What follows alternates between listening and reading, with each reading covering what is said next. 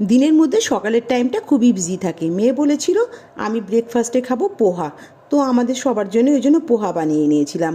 আর আমরা জানো তো, আমি আর আমার মেয়ে বিরিয়ানি খেতে খুব ভালোবাসি। কালকে বিরিয়ানি বানিয়েছিলাম, তার জন্য দুজনেই আমরা ঠিক করেছিলাম যে অফিসে আজকে লাঞ্চের জন্য আমরা বিরিয়ানি নিয়ে যাব। তো সকালে লাঞ্চ তো বানানো হয়নি, তবে পোহা বানিয়ে নিয়েছিলাম। আর পোহাটা মেয়ে বলেছিল আমি অফিসে গিয়ে ব্রেকফাস্ট করবো, তো ওকে প্যাক করে দিয়েছিলাম। সাথে দিয়ে দিয়েছিলাম বিরিয়ানি, স্যালাড দিয়ে দিয়েছিলাম, শসা কেটে দিয়েছিলাম, আর দিয়েছিলাম একটু কেক আর চিড়বা।